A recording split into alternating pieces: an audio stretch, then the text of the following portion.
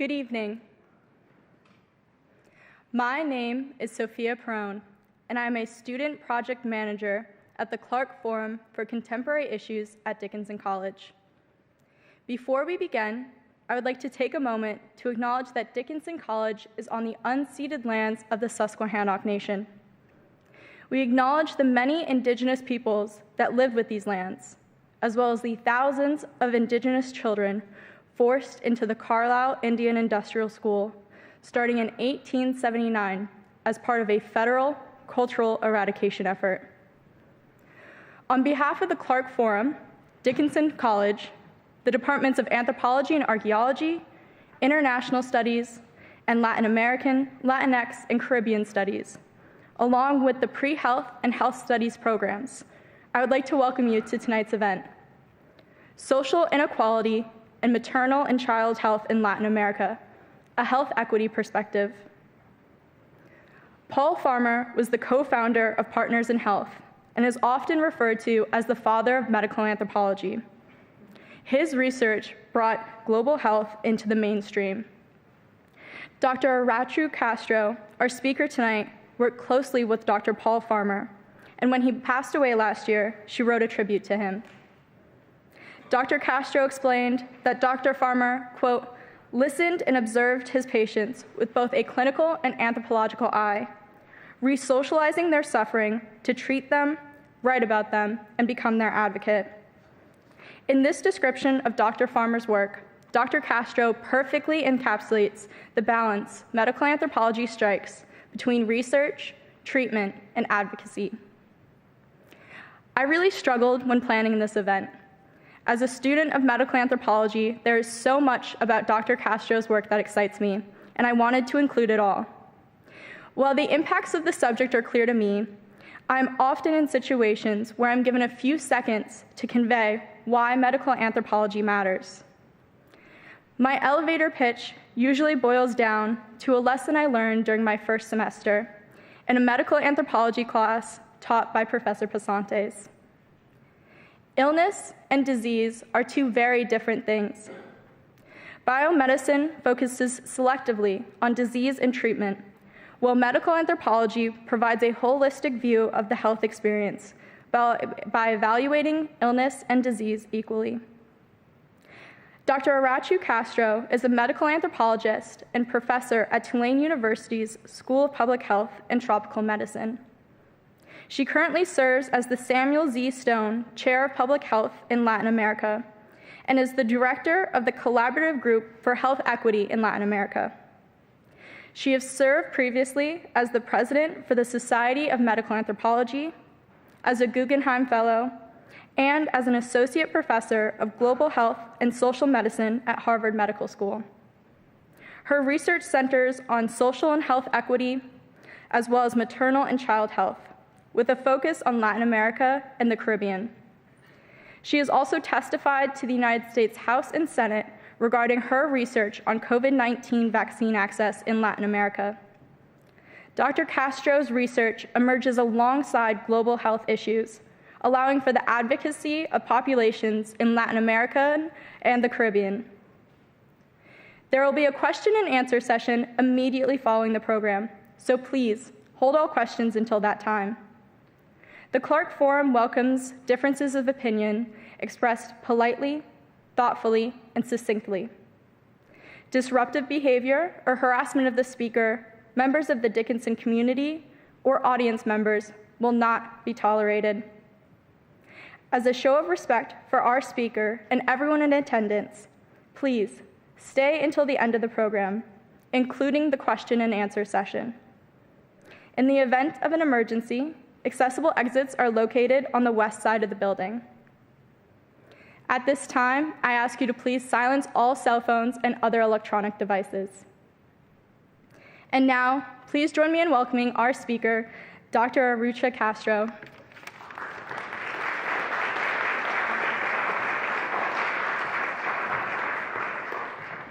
Thank you very much for the introduction. Thank you to everyone, the long list of people involved in the invitation to be here.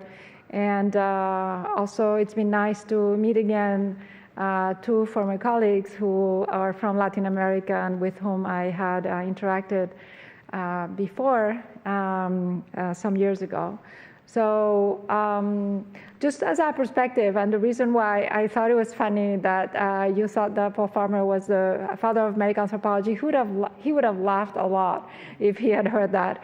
Paul was 62 when he died last year. So the beginnings of medical anthropology in the US in terms of teaching it at universities or the organization of medical anthropology, which was formed before that led to the Society for Medical Anthropology, happened in the 1970s, and Paul was in high school. So, so definitely not, he wasn't that old in those terms, but he would have certainly be pleased to hear that. But definitely, I worked with him for many years, and there are lots of things that I learned from that experience. So I'm at Tulane University in New Orleans. We had Mardi Gras until Tuesday night. And so it was a cultural shock to be in this part of the world right now.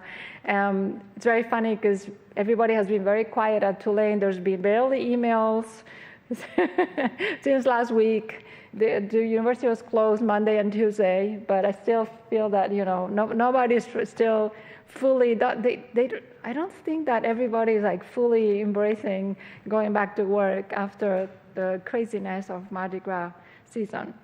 So I'm, as background, I'm a medical anthropologist trained in public health, and I discovered Latin America many years ago because I'm originally from Western Europe. I'm from Spain, and I thought it was an geographic area where I wanted to work. And one of the issues that attracted me to work in Latin America was its great social inequalities. And because I was already interested in inequalities, working from the perspective of a medical anthropologist, that has always guided my thinking and the design of my research studies. And I have worked in different countries in the region. Sometimes I have worked regionally in projects that involve the entire Latin America and the Caribbean, analyzing data. And sometimes I've worked specifically conducting fieldwork. And I have conducted fieldwork in different countries. And the two where I have spent the most time are Cuba and the Dominican Republic, which is very interesting because those are countries that are not too far away from each other and that shared certain histories of colonialism, but that are very different in terms of public health. And I became interested in reproductive health a long time ago, and because of also my angle about working with communities who live in poverty, that's where I have focused a lot of my work. So I may have evolved in terms of topics because now I'm also working with early childhood, but it's always been with the perspective of working in context of poverty and extreme poverty, and seeing how oftentimes public policies are disconnected from the realities of people who live in poverty. So in Latin America, there are different health systems in each country, but usually there's one exception. Cuba is the only country that doesn't allow private practice of medicine, but in the rest of the region, there are two main models. One is the Brazilian model, where there is a public health system modeled after that of many European countries, where everybody in the country can use the public health system. And then there's also private care for those who either have private insurance or want to pay upfront, but the public health system is universal. And it's not the same throughout the country because there are areas in Brazil that are way poorer and people don't get the same quality of care as the public system in the wealthiest part of the country, which is usually the city of Sao Paulo, although of course there are lots of inequalities within the city. But then we have also a different type of system, which is that of Mexico, for example, where you have, if you have a formal employment, part of your earnings go towards a health fund, and that entitles you to seek care from that sector. And those hospitals work very closely to a private system, but they are publicly funded and also funded by the employees. And then you have private sector, and then you have public health care. So it is a different view, although one of them is publicly funded, and it happened something similar in Peru. There is a public health system which is meant for the people who live in poverty. And those public health systems have been underfunded. There were lots of structural adjustments years ago, and there was a lot of spending cuts for the public education, public health care, and that's the population that I'm interested to working with, those who seek care in the public health system. Because I believe that, a lot of the countries in Latin America are upper middle income countries, according to the World Bank. They are not poor countries. I mean, we have an exception. Of course, the big exception in Latin America is Haiti. And there are a lot of struggles financially and politically in Haiti. But there are other countries that are also struggle financially. But the majority of the countries in the region are upper middle income. And they could do much better in terms of public health system, in my perspective and in the perspective of a lot of other people. And there are actually the Pan American Health Organization, which is the regional office of the World Health Organization, recommends that countries spend at least 6% of their GDP on public health care. And there are only about 6 countries that before the pandemic were doing that. So we are very far from having well-funded public health systems. And I've done a lot of my research inside hospitals, but also out in the communities. And I started to do fieldwork on reproductive health in Latin America in 1998 in Mexico City. And since then, I have worked in other settings. But one common thread that I have observed is the way women are being treated when they go to a hospital to give birth. And I was shocked by, the first time I saw a woman other than myself give birth, I almost fainted, and there was no drop of blood. I was almost fainted by how horrified I was about the female doctor yelling at the woman giving birth, and in an inhumane and unnecessary way. And I was then doing some research on another aspect of reproductive health, but then I worked on other topics, and I would always encounter this issue. So I decided to focus. Some years ago, I decided to study this as my object of study. How are women being treated? So the first thing I did, this is part of what I was explaining. So we have a public health system where it's mostly people who live in poverty who seek care. And then we have the professionals being the doctors and the nurses. And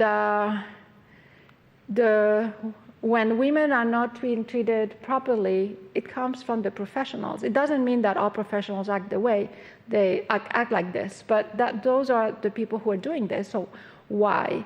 And hospitals, healthcare settings are small universes where social inequalities are reproduced. You have these huge hierarchies, between medical residents, R1, R2, R3, R4, so those are the residents, and so the further you go, the more experience you go, it makes sense that you are supervising the residents that are just starting. But there are other things that happen in those hierarchical models. For example, I remember one case in the Dominican Republic where a woman died during the night, and she arrived during the night at this hospital, and there were 2 residents in charge with no supervision. Residents should be supervised by attending medical doctors, and the attending was asleep, and she had asked them not to wake her up. And so the 2 residents didn't wake her up, and they mismanaged the situation. And whose responsibility is this? These are complex cases, and I think that the problem is that we're letting this happen. There should be ways of making sure that people who are professionals are not reproducing this treatment that is not humane to their patients. So again, there is this big clash. And for example, there are things that I have observed in different countries in Latin America is, for example, you go to the waiting area, there are women who are pregnant, who are waiting to be seen, and they could be waiting there for hours. And a lot of times, the people who are planning public health services undervalue their time. And that means they think, well, they're poor, so they can wait for 5, 6, 7 hours there, nothing happening to them. But actually, when I think about it, if I'm waiting in a hospital for a long time and I'm feeling okay, I can read, I can answer emails, I still do work, I'm not going to lose my work. But for somebody who lives in poverty, they've had to arrange, oftentimes they provide care to other people, and they have to arrange for care for the elderly or young children. Sometimes they make their living by going out in the street and selling stuff, and waiting in the hospital becomes a huge loss of opportunity to make some money. And why would they make them wait for that long? I mean, there's certainly a planning issue. And then sometimes, so they're finally a scene, and then they tell them, well, go to the lab to get a blood test. And they go to the lab, and the lab is closed to the public. They're processing samples. And so that means that that woman has to come back again another day for the blood work. Why cannot design the hospital in a way that is centered around the needs of people? First, that they don't need to wait that long. Second, that when they tell them to go to the lab or to do some diagnosis, that they can have it done right away. I mean, they may have to wait a little bit, that's fine, but not being close to the public. And so those things happen all the time. And either there are different issues that we need to analyze. One is why these systems are underfunded. And definitely it's because whoever has the power to increase, and it's not just one person, it's usually a lot of people, they don't value the lives of those who are seeking care at the same level as they value their own lives. So that's already an inequity in the way that budgets are allocated. And second, there's not necessarily an intent to improve the experience of people who are seeking care. And part of that is what helps explain the situations that I have witnessed over and over. So when I first started, I was with 2 of my former students that Santi knows. So we have Hannah Kaufman and Virginia Savage, who Hannah defended her PhD last year, and Virginia, she is finishing her PhD. And we did a literature review of what has been written about the way that particularly indigenous and Afro-descendant women experience when they seek care.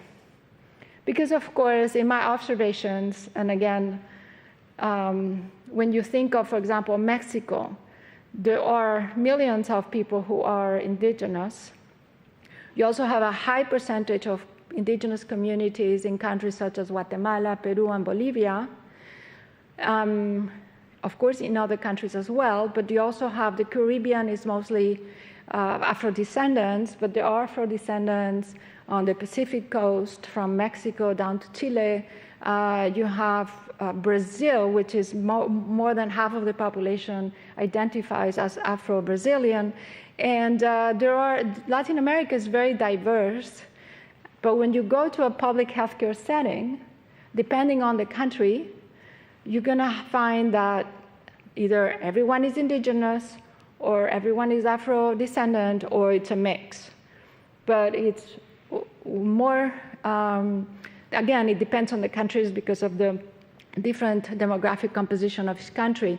But it would be very rare, for example, in the Dominican Republic, to find somebody seeking care in a public health facilities who is not Afro-descendant. It would be very, very unusual. And so what we focused on Afro-descendant and indigenous communities, and we found that there were not that many studies. That was 2015. We found that there were patterns of studies. Sometimes usually there were small studies, small ethnographic studies, but there was this trend that we could see throughout the region. So women who were in these studies expressed feeling of shame, of being treated intellectually inferior to the professionals. They expressed fear of being mistreated, being neglected, and experiencing inappropriate care, and also bad quality care. And so there was this consistency in the studies. And again, this wasn't a meta-analysis. It was just an analysis of what has been published. And we did find that it happened very frequently among indigenous communities in Mexico, Guatemala, Peru, Bolivia, Afro-descendants in Colombia and Brazil, and then migrants from Nicaragua and Costa Rica, Peruvians in Chile, and Haitians in the Dominican Republic. That doesn't mean that in the countries that I haven't mentioned, it doesn't happen. But those are some of the examples that were very prominent.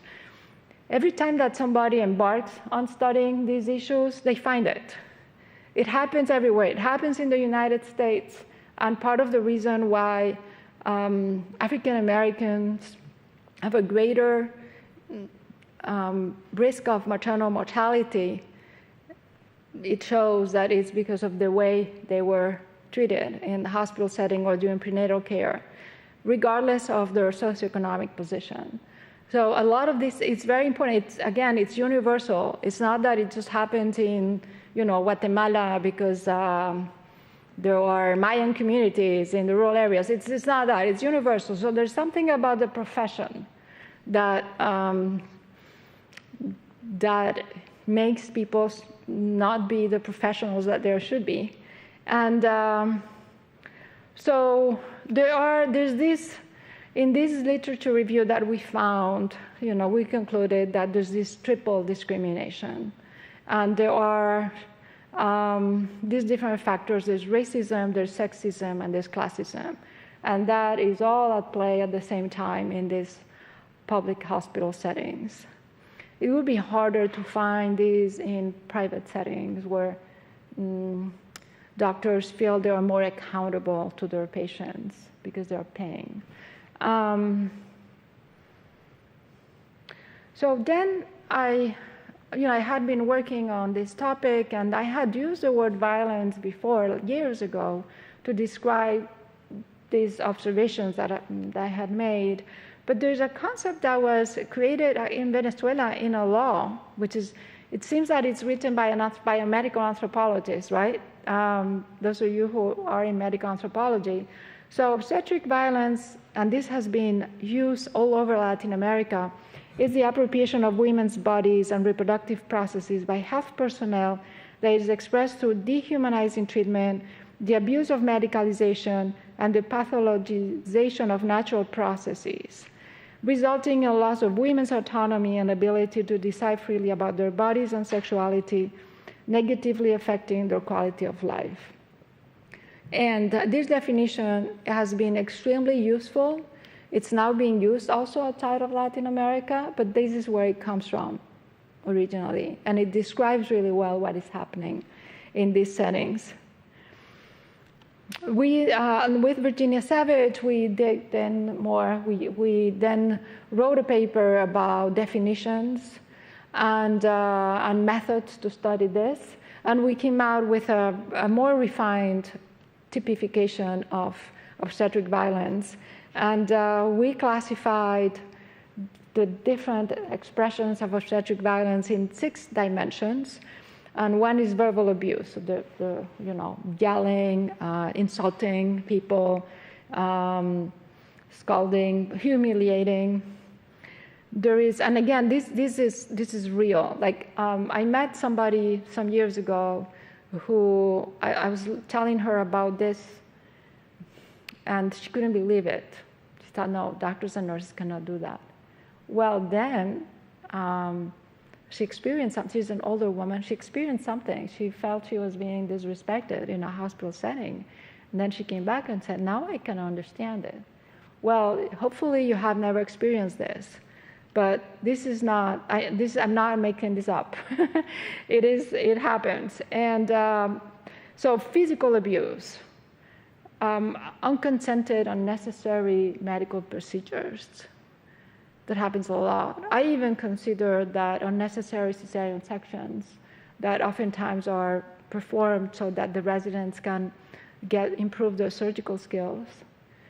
That might be, they're attempting against the bodily integrity of the woman who's having the surgery and increasing the risk of infection and other complications.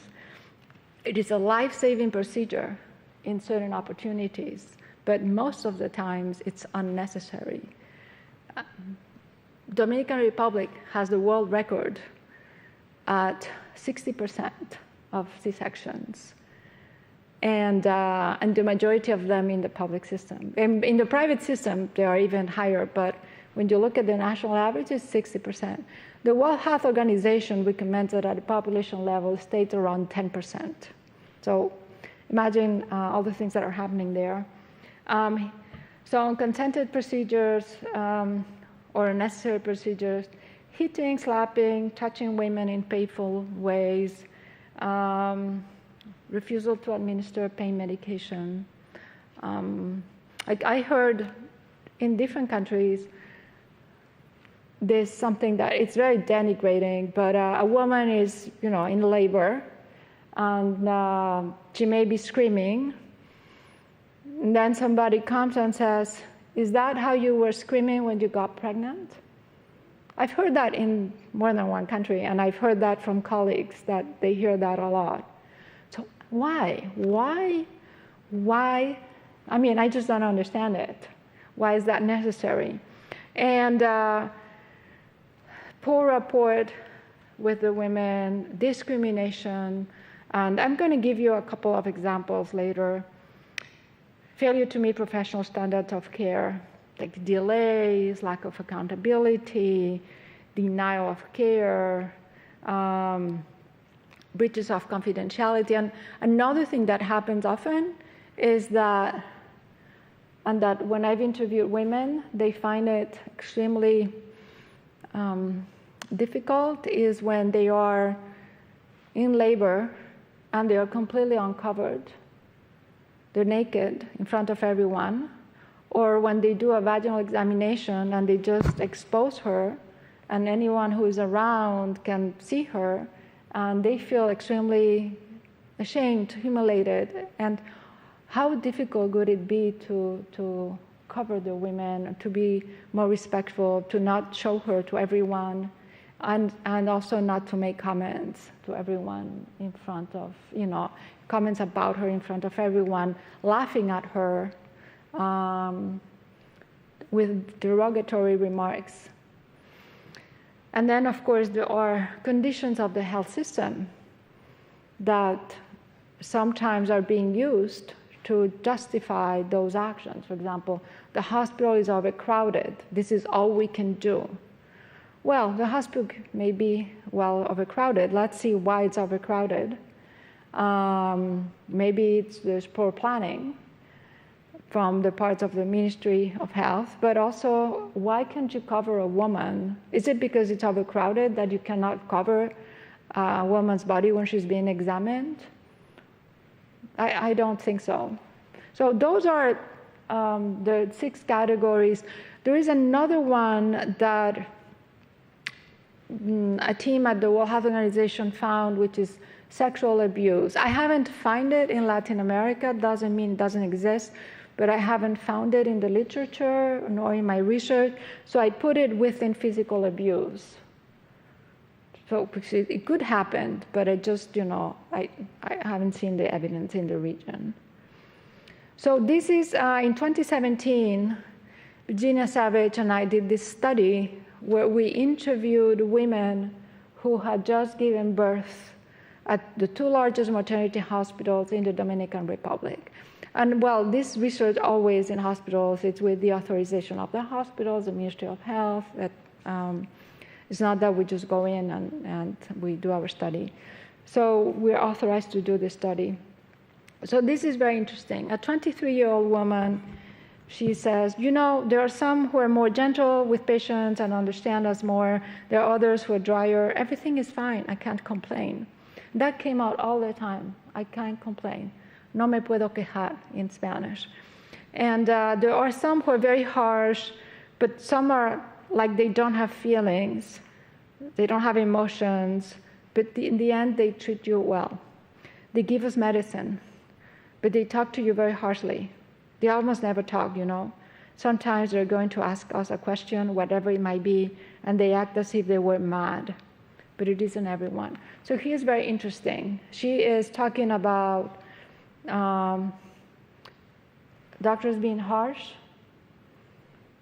disrespectful, but at the same time they treat us well because they give us the medicine and they give us the procedures.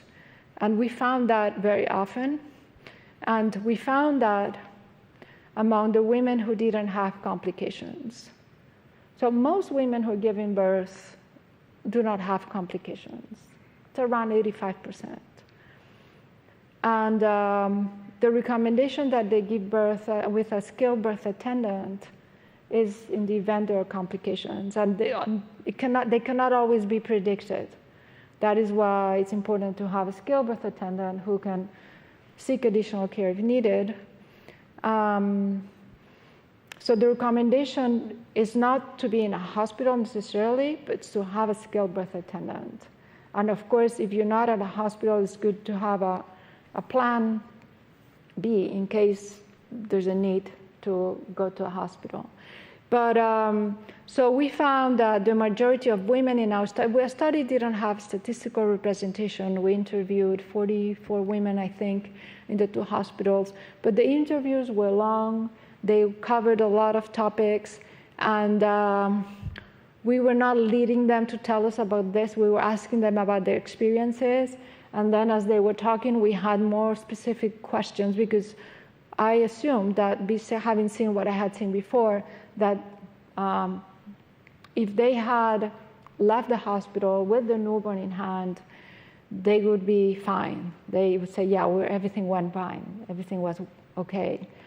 So it was just as the interview came along that we started to ask questions. For example, did you have to share a bed? Because I had seen women sharing beds, like 5 women sharing a bed.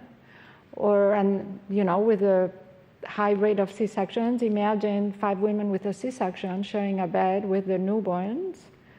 How uncomfortable that is. And I never had a C-section, but I can only imagine that. And so it's very common that they share beds. And so we would ask them. And some of them would say, well, actually, yeah, I shared the bed with 2 other women. The 3 of us had a C-section. It was really, really nice to talk to other women who went through the same procedure. So in the end, there was a positive attitude towards some of those experiences.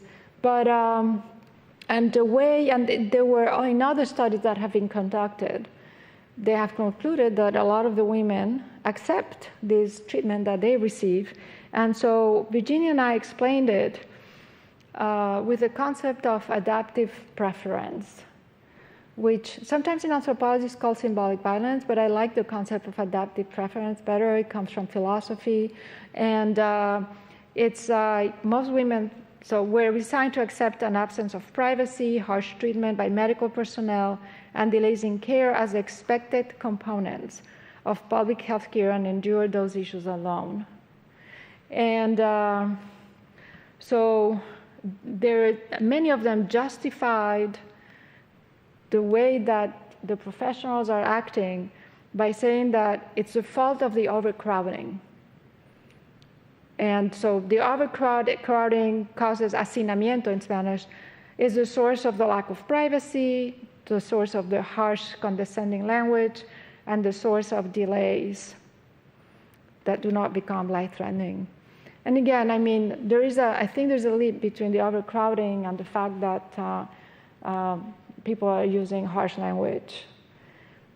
But that's the justification. And so they didn't perceive that that was the fault of the hospital, particularly if they are given medicines, procedures. So if they are, I'm not here judging whether they were necessary or not, but receiving medicines and procedures, they felt that despite the overcrowding, they were okay. And so obstetric violence becomes normalized in those settings. However, we found a difference when, 15%, and in our sample, most women who had a complication had eclampsia or preeclampsia. And there is one other characteristic that is not widespread in Latin America, but in some countries, there's no blood banks in the hospitals. And because every time I went to a hospital, I asked them to see the blood bank, and it was a fridge the size that I assume most of you have at home, and I do too, even smaller fridges with a few bags of blood. And that was the blood bank. So there's no blood donation program. And oftentimes when these women arrive at a hospital, they said, you're going to need blood. And we won't be able to do anything until you bring us blood. So the blood, oftentimes they try to get a family member to donate blood. But there is an obstacle, which is that they have to pay for the tests to screen out certain infectious pathogens. And that's a deterrent because they may not have the money to pay for those tests. And sometimes they just hope that somehow the hospital is going to get the blood. But they think that, most people think that the blood that they're going to bring with them is going to be for them. But the idea is that the hospital does that to replace their blood bags. I cannot call it bank, but blood bags that they have in that fridge. And they oftentimes delay care until the family comes up with blood. And some years ago, I analyzed all the maternal deaths that were reported in the capital city of Santo Domingo during a 6-month period. There were 49 reported deaths. And a lot of them were associated with delays in providing care until the people brought blood. For example, you need an emergency surgery. Like there was a young woman, she had an 8-year-old child. She had an unsafe abortion that went really bad, and she had sepsis. She presented at a hospital, and they said, they told the family members she needs a life-saving hysterectomy. And the family couldn't get blood until the following day. The hospital did not perform the hysterectomy until they brought the blood. And then when they performed, she died during the surgery. And those things are very recurrent, unfortunately. So again, within that context, one of the women we interviewed, this is a 34-year-old woman, she says, I had 3 days with my pain, and they would not admit me because of the blood. And this is the blood, the issue I just explained. And meanwhile, the niña, so the female fetus, had 3 turns of the umbilical cord, and if she turned again, I was going to die. I was going crazy and crying to get that blood. It's A+, an easy blood type. And no one, because I didn't have money to pay a donor, no one wanted to donate to me. They told me if I didn't get the blood, they wouldn't allow me to go upstairs to get a cesarean. And I cried. I started to cry because I needed someone to help me. And nothing, they told me no. You know, my friend, that there is no help, that the poor do not get help, but they need to have help. And asking God, because the Nina was doing another turn, that she was my only girl and that she wouldn't turn again. Because if she did, she would strangle herself and suffocate in my belly. This is a terrible story. And unfortunately, this happens all the time, this type of unnecessary suffering. So here she is, a woman who lives in poverty, and she cannot get any blood. She doesn't know. She doesn't know how to get blood. And she doesn't have money to pay for those tests that are necessary. So they make her wait inside the hospital, so abandoned inside the hospital, until somehow she gets the blood. And I don't remember in her case how she did survive. So she knew that her life was in the hands of the professionals. And she had this critical thinking about the fact that they were not treating well. They were not treating her well. So this is a very different scenario from the one where women say, well, yeah, I cannot complain, you know, I'm here, I'm alive, my child is alive, we're fine.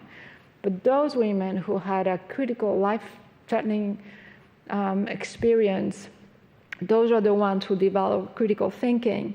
And with the idea of adaptive preference, some philosophers have explained that being in that situation puts women in a position where they are not accepting the situation in which they are, and then develop this critical thinking, and they develop and everybody has some level of autonomy or agency, and in those cases, that is heightened. And those are the ones who were not satisfied with the care that they received. So, you know, those two examples, we have a paper written about this. If you're interested, you can read a lot more examples. But without doing field work, how would I know about this? There's no way, because when you look at the statistics, nothing is pointing you into that direction. Their data are not collected. You look at the most, you know, which procedures, when you look at statistics in the Dominican Republic, for example, you know how many vaginal deliveries, C-section deliveries, you know how many live newborns and maternal deaths, but you don't get more than that in the statistics that the hospitals publish. Of course, if you don't collect the data, there's no issue, right? In public health, if you don't have data, what type of action can be developed? Nothing. The problem doesn't exist. So part of the work that I've been trying to do is to bring visible issues that are happening and that affect millions of people, so that they no longer can be ignored. That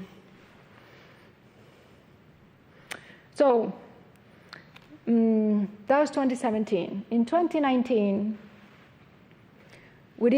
I did two other studies in the Dominican Republic, one of them with another of my doctoral students, Anita, and she's a doctoral student in public health. She has a background in anthropology, and where we interviewed the professionals. So we interviewed in those two maternity hospitals where we had interviewed the women, and in an additional hospital outside of Santo Domingo, we interviewed doctors and nurses and administrators. We interviewed 92 of them.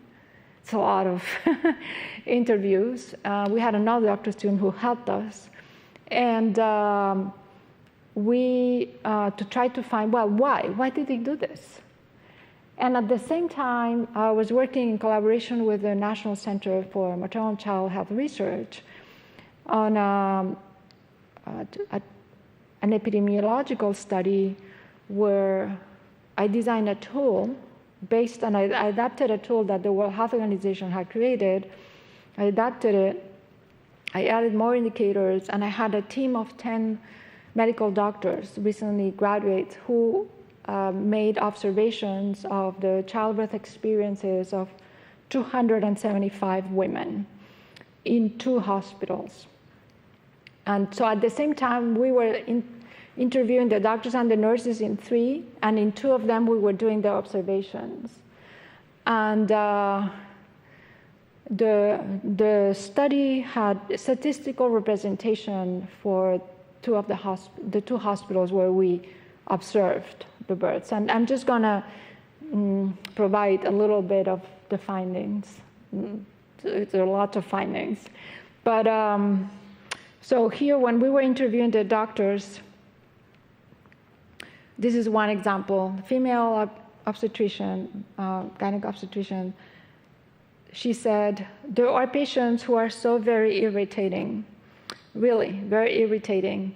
There's no way to reason with them, sometimes because of the language barrier, for cultural reasons, although that is not an excuse.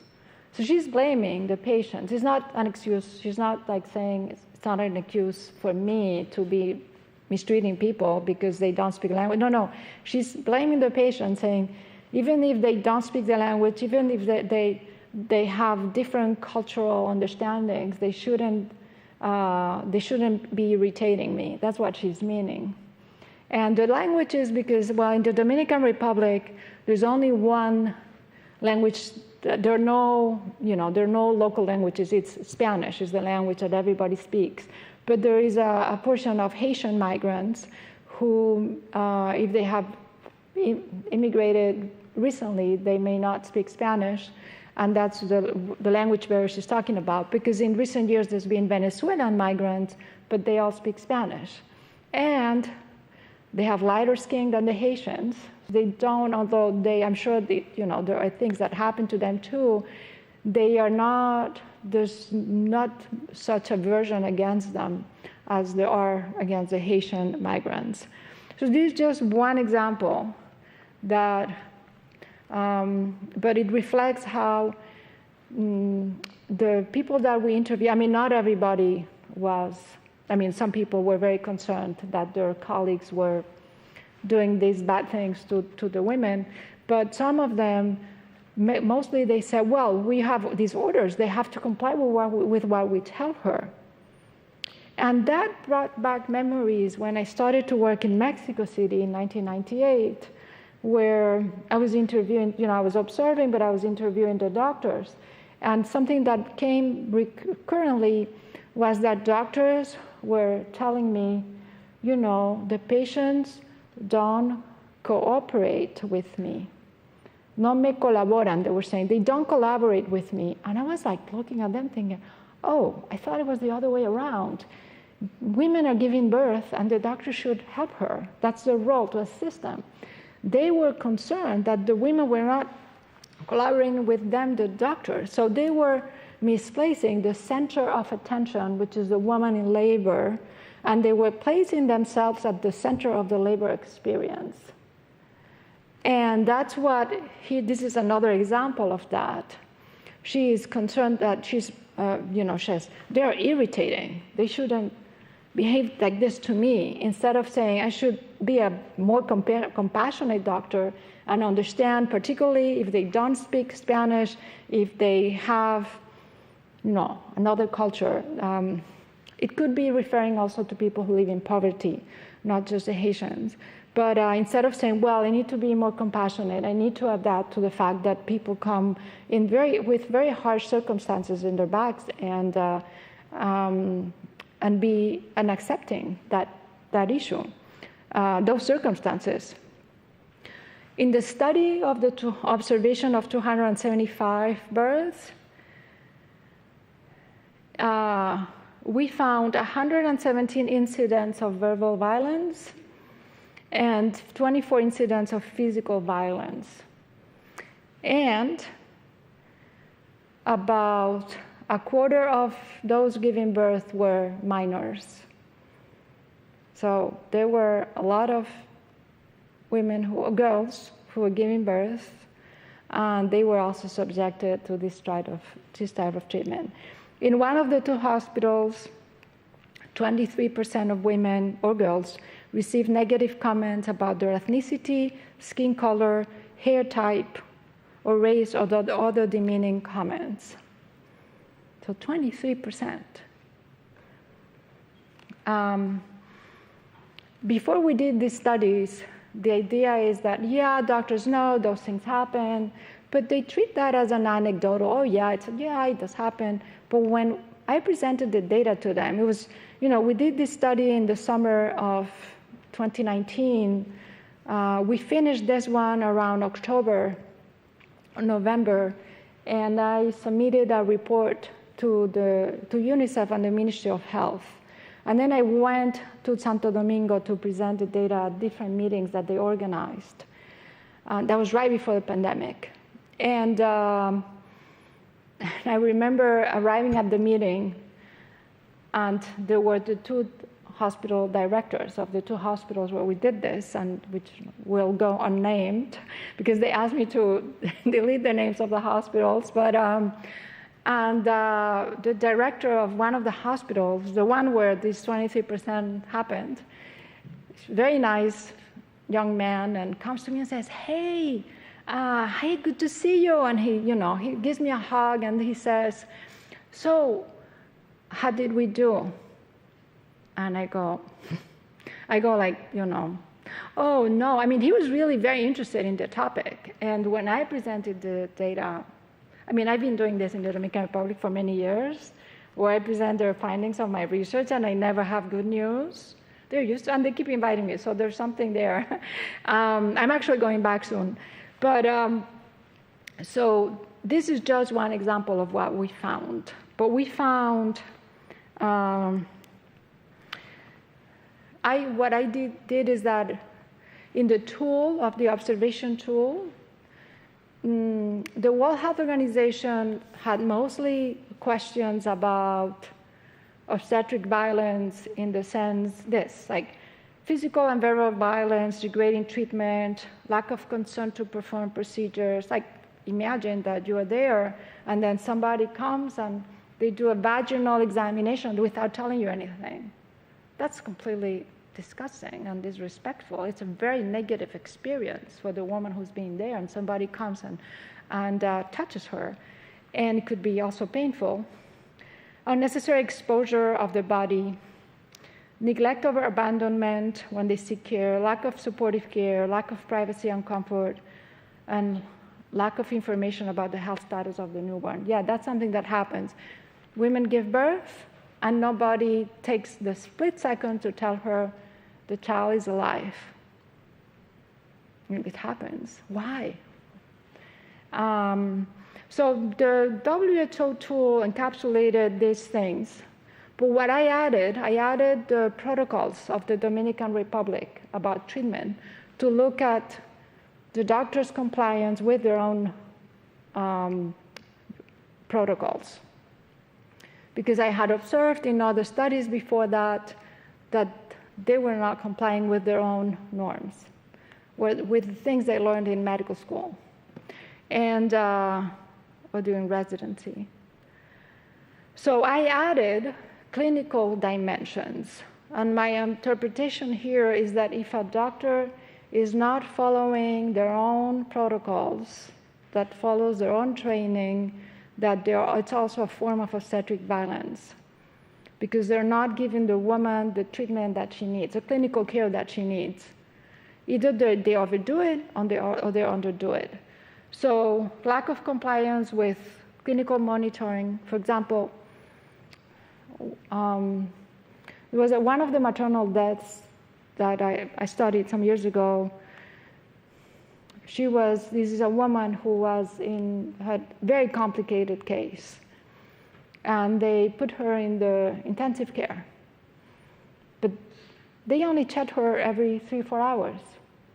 But when we looked, I was participating in the clinical discussion of the case, and I also, when available, I went with the field epidemiologists who did verbal autopsy. That is, they interviewed family members to try to understand the circumstances in which, the social circumstances of the death.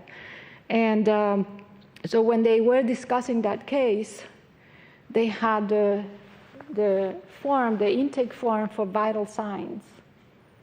So blood pressure, pulse,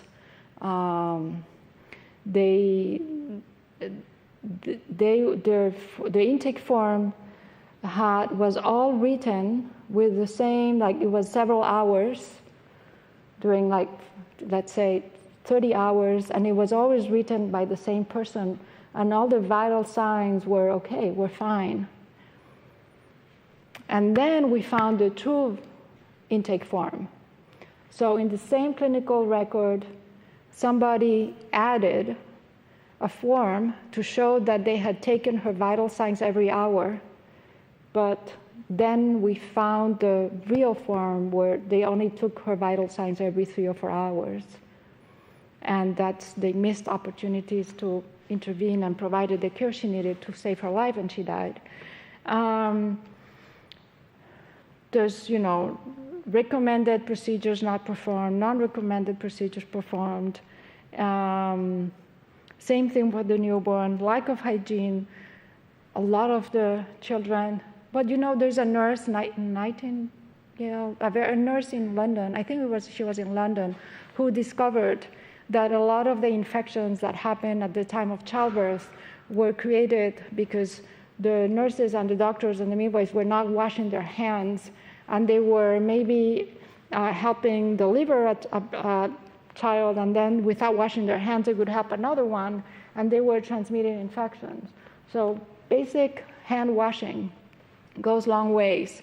And here we are many decades later, and the doctors were not always washing their hands. Sometimes hospitals don't have water, but there are gloves, and there were gloves available. They were not using them. And also, they were not promoting breastfeeding and attachment. So those were also forms that I studied. And just to finish, well, in the Dominican Republic has something that happens is that women continue to go to these hospitals despite what I have described. But in many parts of Latin America, it's a big deterrent, particularly among indigenous women. They don't want to go seek care again because they don't want to feel being demeaned by the health professionals. So it's a big deterrent, and then what happens, they may have an unattended birth, or they may have an attended birth by a midwife who may need, say, at some point, you need another type of care, and they will disregard the midwife, and they may not provide care to the woman. So she has an unattended either home birth or not, again, a bad experience in the hospital. There are also, they receive substandard care. They have life-threatening delays, sometimes complete neglect and abandonment. And the humiliation that they experience could be also associated with postpartum depression. But all these factors increase the risks for additional complications and even maternal and child mortality and or stillbirth. So those, again, my emphasis that those acts of obstetric violence, they are not only affecting the dignity of people who are giving birth, but are also creating more health issues and more health inequities between these women and those who can have a positive experience. And so that contributes to health inequities. But again, those you wouldn't find just looking at statistics. And this is in case you want to know more. Those are some of the papers that I was referring to. And number 6 is the most recent, will be published in a book anytime soon. So right on time. Thank you.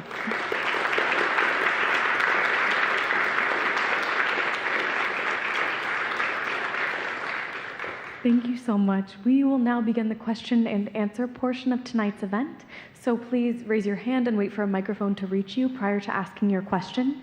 We do reserve the first question for students, but then we will open it up to the rest of the audience. And so with that, who has the first question this evening?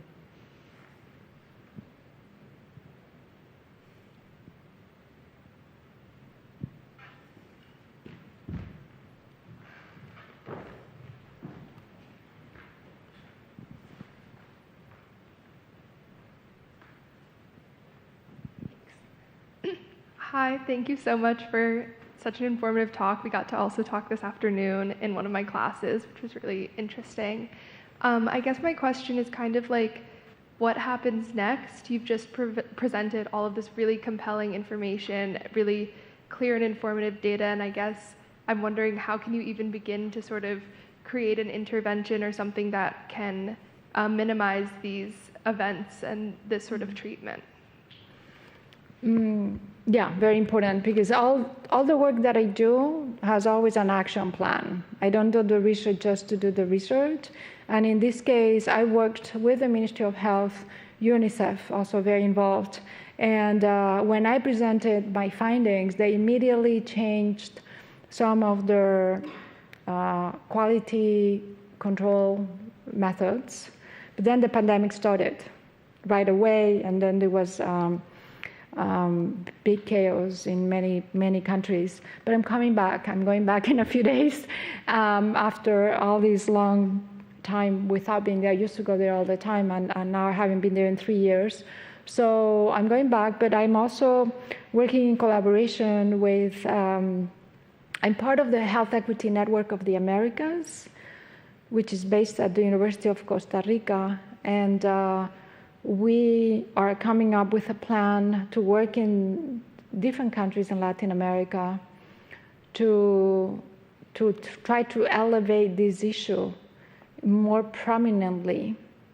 So to put a lot of pressure on ministries of health and medical schools, nursing schools on the one hand, and on the other to try to see if there's something. I never do these things alone.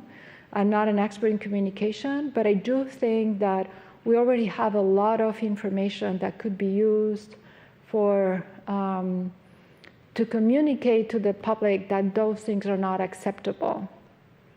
And I don't know how much right now a woman who is giving birth and has heard in the radio that this shouldn't be acceptable, I don't know how much that can help right now. We need to work at different levels, so it has to come through ministries of health becoming serious about this.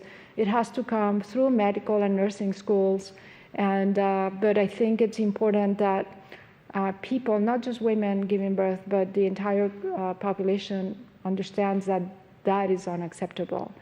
I remain an optimist. I have seen favorable changes in public health in my during my career, and I'm not that ancient, so I'm still hopeful that something can be done to improve the situation. Thank you.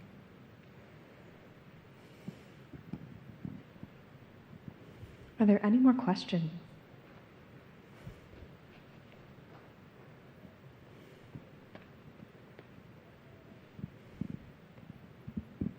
Thank you, Dr. Castro. I was wondering, I know a lot of your work is centered in the Dominican Republic. I was wondering if in this research you found particular patterns in sort of obstetric violence, for example, across different regions in Latin America. For example, does the Caribbean look different than the Southern Cone? Does that look different from Central America in terms of the patterns of negative experiences of women in maternal health care in Latin America? Well, I mean, as I explained earlier, it depends a lot on each country how the health system is organized. So it would be very hard to mix several countries just because they're neighboring countries in the same group for analysis. What we know is that every time somebody studies obstetric violence, they find it happens and it's frequent. But there are no studies right now being done that can compare one country to another. But my hypothesis is that the most unequitable health systems are going to yield greater frequency of obstetric violence.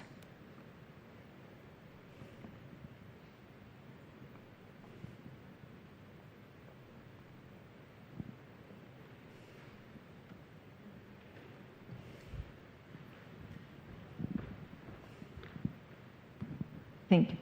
And actually, I was wondering when you were talking about the explanations that the healthcare workers were providing, besides the overcrowding, what other reasons they gave either to justify their actions or to explain why their colleagues behave like that? What other explanations or justifications they had about that? I'm thinking, for example, whether it has to do with kind of demands from the people above them, so that's why they behave like that. So that is, they push the responsibility away from themselves.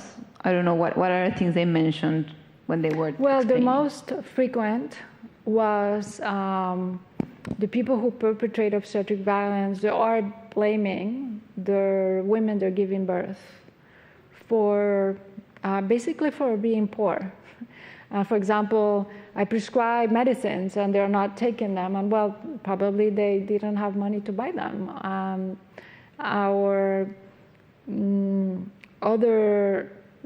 Well, again, if they are Haitian and don't speak Spanish, they blame them for not speaking Spanish. Or if they don't follow exactly what they have told them, which sometimes can be unrealistic, given the context of poverty in which they live, then they blame them. But so we found that they easily can justify their behavior just by blaming the women directly for one thing or another.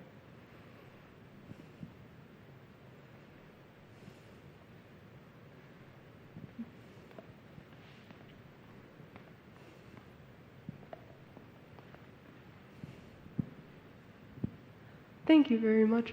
I was wondering to what extent NGOs have made an impact in the Dominican Republic in terms of maternal mortality and infant mortality, and I'm especially thinking about if they have made a positive impact or if they have also been perpetuating some of the negative discrimination and connotations towards women of color and poor women and indigenous women in their birthing practices. Well, there are a number of NGOs that work on HIV, for example, HIV care. They do great work. They're very inclusive and very anti-homophobic, and they reach out a lot of people, and they do a great job. But there was an NGO that was very forceful about the rights of women and the reproductive rights, but they have now dissolved and reorganized. But it's really hard in the Dominican Republic to sustain that type of activism because there is a lot of resistance against the idea of sexual and reproductive health in general. So I think it's unfortunately, the impact on sexual and reproductive health has been limited, except for great examples around HIV.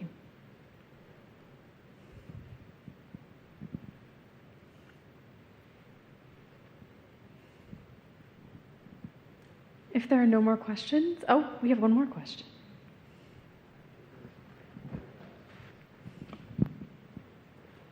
Thank you.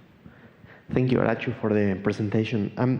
It was great. I learned a lot, as always.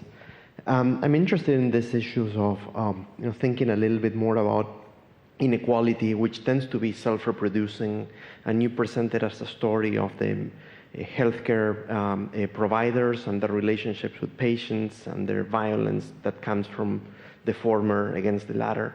Can you tell us a little bit more about the organization of the healthcare system and perhaps the unpacking it a little bit more and tell us if there's even struggles or tensions within the healthcare system. I'm thinking about the relationship between doctors, for example, and residents,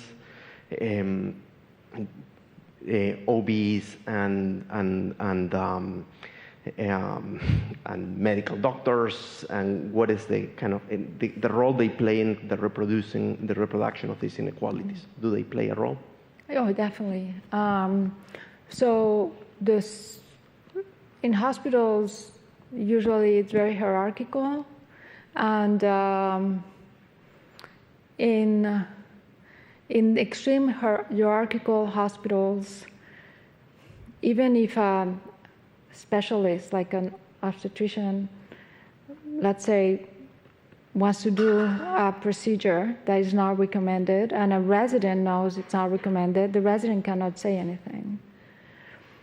And here in this case, the specialist can just do whatever they want, and there's no accountability. For example, in the emergency room of one of these hospitals, one of the big problems was that the director of the emergency room was rarely in the emergency room, was rarely in the hospital. And the director of that hospital at that time was telling me, one of the issues I have is that I never know how many of my doctors are here at any given time. So there's no accountability within the hospital. It is known that in many countries, medical doctors, even if they work in the public system, they're also working in the private system, because that's where they make more money. But particularly in the Dominican Republic, having certain positions are political. Should be great if you could study this. Politically, it becomes very important. So some people, I don't know how many, study medicine to gain political influence. And they're not necessarily interested in serving their patients, or just are interested in going up the ladder. And why wouldn't they couldn't fire the director of the emergency room because he was somebody related to somebody. It wasn't because of his competency, definitely, that he was in that position. That happens throughout the world, right? That there are people who are incompetent, who are in positions of responsibility they cannot fulfill. In some cases, they don't even show up. And but because they are politically connected, nobody can do anything about it. I remember in the HIV program in the Dominican Republic years ago, there was one person who was completely incompetent on HIV, and everybody knew that. Like, he would make a presentation, and it was like all wrong. I mean, really incompetent, and nothing happened in the area that was for which he was responsible, and they couldn't get him out. They couldn't get him out. And I knew people who were part of the team and said, no, there's no way to kick him out or sending him to another place. And so definitely medical systems should be position people because of their competency and not because of their political affiliations or who they know. And I assume that this is very different. It changes from country to country. But it could definitely be a very interesting study. And that concludes tonight's program. Thank you all for coming, and please join me in thanking Dr. Castro. Thank you.